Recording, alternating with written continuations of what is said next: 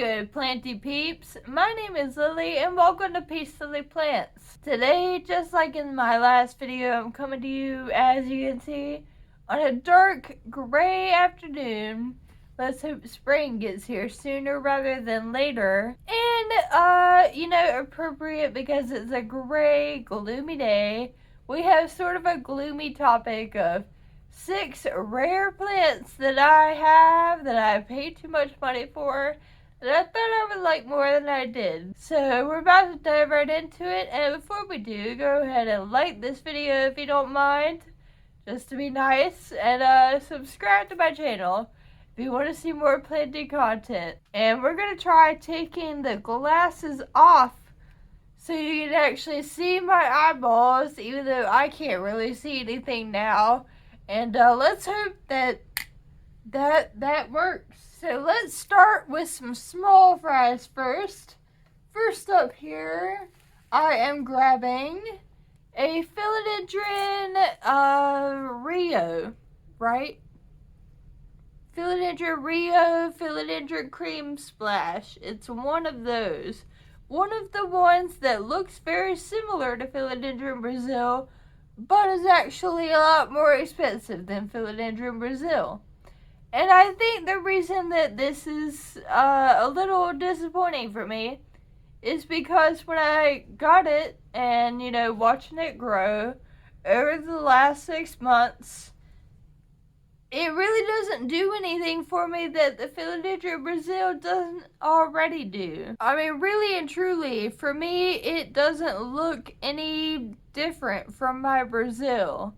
At least not in a meaningful enough way that it justifies what I paid for this or, owning it. If I could go back, I would probably just not buy this, and I would be fine with it, because my Philodendron Brazil is already beautiful and luscious and looks so similar to this. Next up, we have Syngonium Pink Splash. There definitely is pink on here, but it's not, well, I don't know, it looks pretty good on the camera. In real life, I was gonna say, it's not anything to write home about. It's, it reminds me of much cheaper, much more common Syngoniums I've had.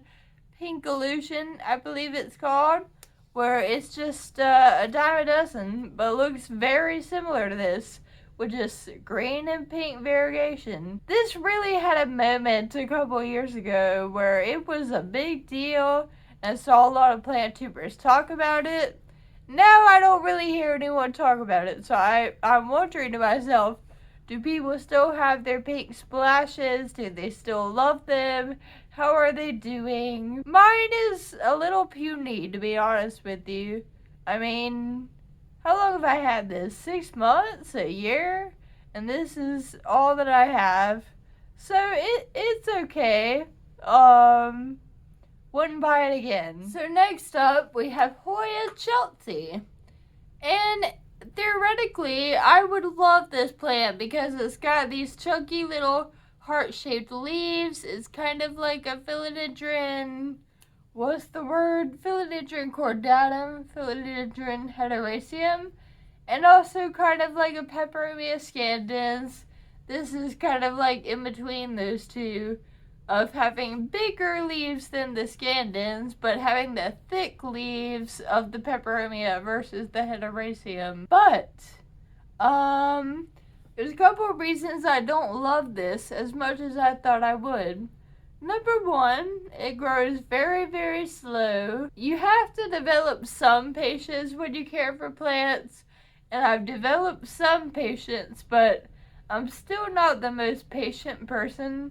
And when a plant doesn't grow for 6 months or a year, I have a hard time continuing to be, emotionally invested in it. I'm just kind of like, okay, I'm over it. That is one reason I don't love it.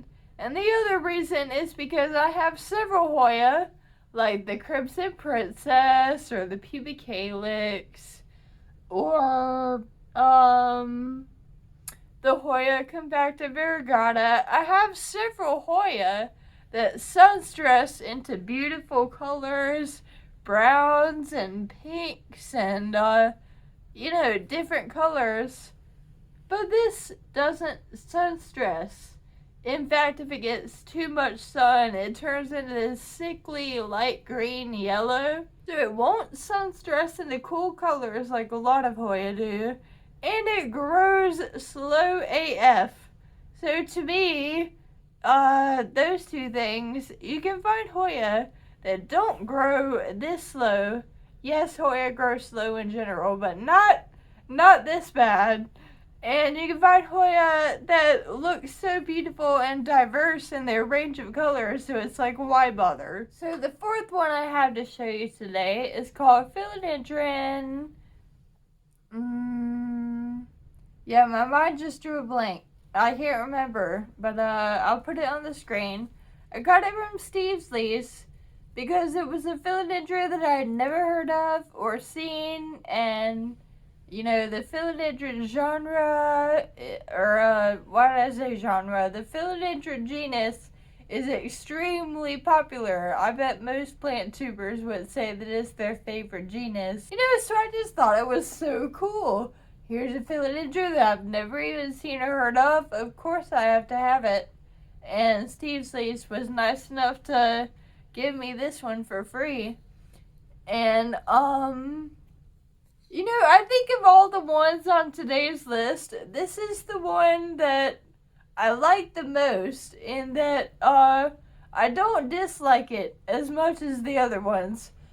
But I think it's really weird, and I just don't like it as much as I thought I would. Because yes, theoretically, a philodendron that no one has or no one talks about. Like, wow, that's so cool. But then, now that I have it, I feel like I'm beginning to see why nobody really has it or talks about it.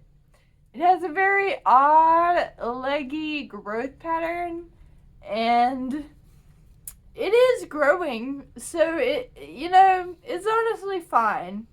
I don't hate it. I just don't like it as much as I thought I would, because it's just kind of weird. The last two we got today are big old boys that I'm going to have to be very careful to pick up and handle without dropping it on the ground and making myself a 15-minute chore of picking up soil and vacuuming. Comment below if you've ever been there, done that before. But this is my Monstera Peru. And yes, it's a very beautiful, very interesting plant, especially to the layman's eye. These huge leaves that look like dragon scales, that's pretty cool. But, I don't know, it, just like with the Hoya Chelsea, it grows very slowly, and it's especially slow when you're trying to propagate a piece. I tried to propagate a piece for a trade, and it wouldn't grow roots for months. Literally. And then I was watching other plant videos and I saw other people having the same experience. So this plant is very hard to propagate, does not grow very fast. Yes, it's gorgeous, but I don't know. I just haven't found it as rewarding as I'd hoped that it would be. And the day that I found it was such a big deal. I went to the farmer's market, to the plant store, and they only had one left, and it was like, oh my gosh, I can't believe I was lucky enough to find this, and it was really expensive, and, the whole shebang. But here I am, like a year and a half later, or however long it's been, and I'm like, meh, it's alright. It's alright. Oh, and another thing I forgot to mention about this one, and also one that's not in the video today, but honorable mention, Monstera standaleyana. Just like with this Monstera Peru, another thing that makes them annoying is that they put off these insanely long runners. My Peru had a runner on it that was growing for how long? Almost 6 months. And I was just letting it go to see, how long would it put off this runner. But it kept going and going and going, so I eventually cut it off. And I had to cut a runner off of my Stanleyana the other day too. So the last one that we have for today is called the Philodendron Painted Lady.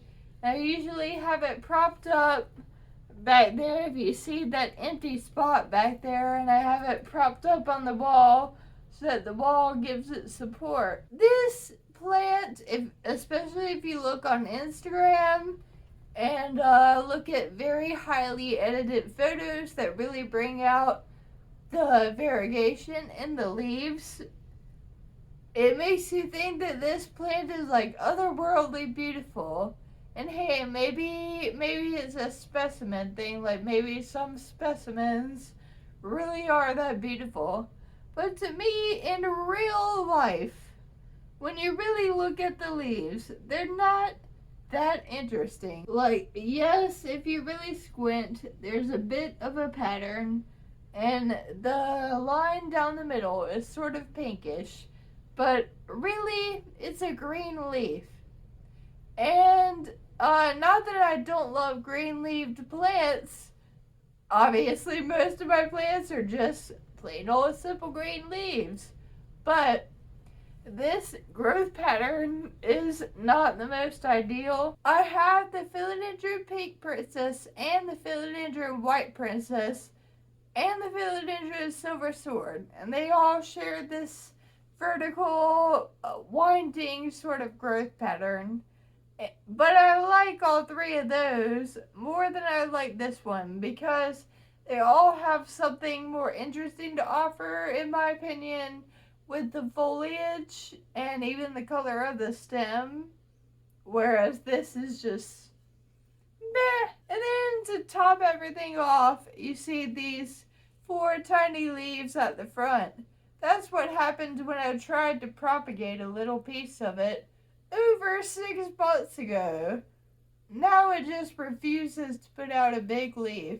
Like, trying to propagate it that one time totally messed it up forever, it would seem. If I go to a plant swap sometime soon, I'm probably going to bring this plant and put the price tag on it that I paid.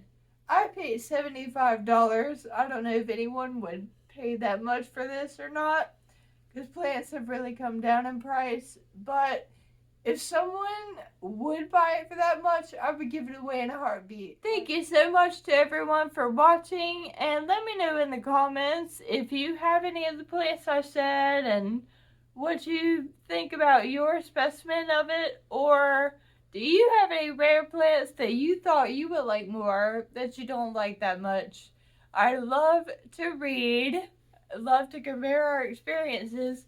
But anyway, I hope you're having a great day today. And one more thing, wherever you are and whatever your circumstances, bloom where you are planted, honey. See you in the next one. Bye.